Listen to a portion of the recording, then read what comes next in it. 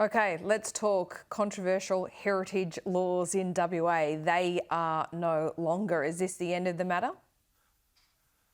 Well, they're not yet for certain. There's announcements are only through the media, through reports, rather than a formal position by the Western Australian government. So we're very keen to see that formalisation in an announcement sometime this week. But it just goes to show that they're unworkable and that they were really overreached beyond what they were trying to achieve. And no one would dispute that the Juukan Gorge catastrophe was a horrible act by Rio Tinto. No one can deny that. But this overreached to land, freehold land of 1,100 square metres and above, which is a freehold residential block in Western Australia, and it also went to the heart of pastoralists, not being able to dig a hole more than 50 centimetres or being able to desal a dam lifting more than 20 kilograms of dirt without getting cultural surveys, tens of thousands of dollars worth. So it was an overreach. So it's important the Western Australian government comes out and formally denounces these changes. But also what that then lends itself to is the legislation that the federal government, the Albanese government, is looking at with an options paper that would mandate many of these cultural surveys and would also give a new Indigenous body the power to prevent a development or redesign a development. Yeah, right. So this is where I think everyone needs certainty. And Tanya Plibersek had last week 4 opportunities in question time to give that certainty, to rule out that we won't have Western Australian style policies, that we won't go down this path of another Indigenous body that would have development powers to prevent the developments and force them to be redesigned. But she failed to take that on 4 separate occasions. So there's still a lot of uncertainty. So Western Australians may not be out of the woods yet if the federal government decides to continue on a path of federal legislation.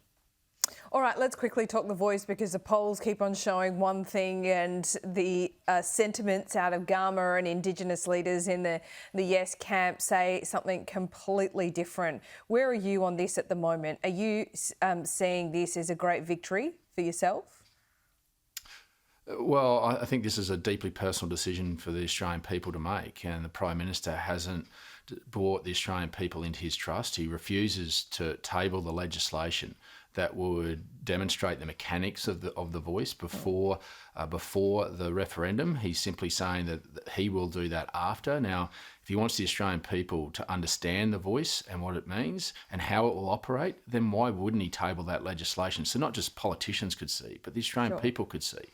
He failed to have a constitutional recognition, convention to bring the Australian people, not just one cohort of our population, to design our constitutional amendment. And he hasn't been clear about the pathway of what the Uluru Statement of the Heart is. It's not just voice, it's truth and treaty. Now, the Prime Minister hasn't been able to demonstrate that, and we're simply... Well, he did say at the weekend, if I can quickly just interject there, he did say at the weekend he doesn't see a role for the Commonwealth Government to look at treaties. You know, the comparisons to New Zealand and the Treaty of Waitangi are just not there. Treaties are being negotiated, you know, every day with different tribes and different states and local areas. Yeah, but he also went on to say that he felt that they would still be going towards one at a Makarrata, through the Makarrata, and it would be in agreement. It could not be forced upon us. So this is where the mixed language from the Prime Minister is confusing Australians and creating uncertainty and anxiety. And when he dodged the question last week around this, and then now is trying to get to some position on it, it's created a lot of confusion. This is an opportunity for the Prime Minister to lead.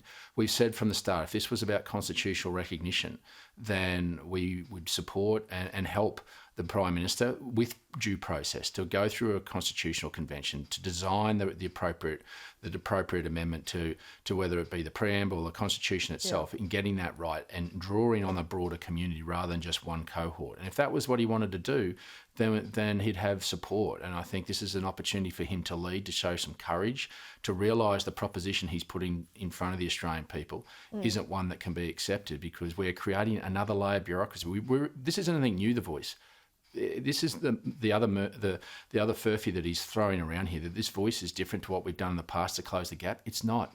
We've done this before. It was called ATSIC. No, come on. It's because it ATSIC failed. wasn't quite like this. And it failed.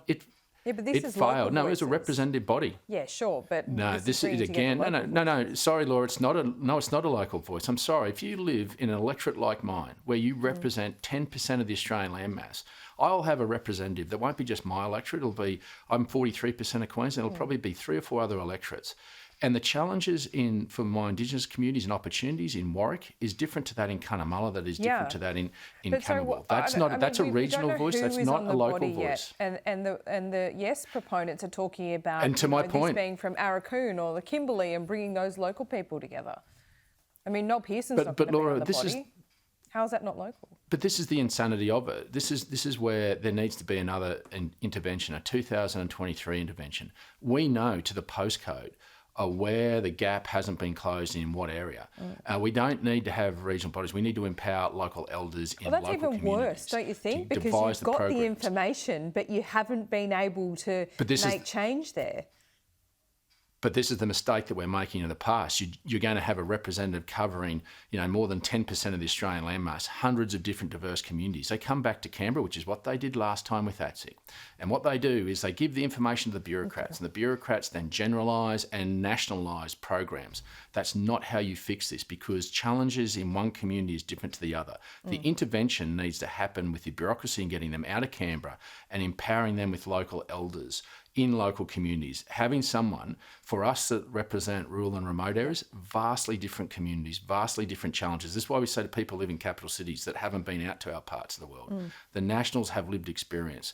We live with the consequences of a representative body before. It failed us before. There is an opportunity to fix that, but that should be separate to constitutional recognition. And that would be a unifying moment for our nation. And unfortunately, the Prime Minister's lost it. David Littleproud, it's always good to talk to you, and we always go over time, so we'll see you next week.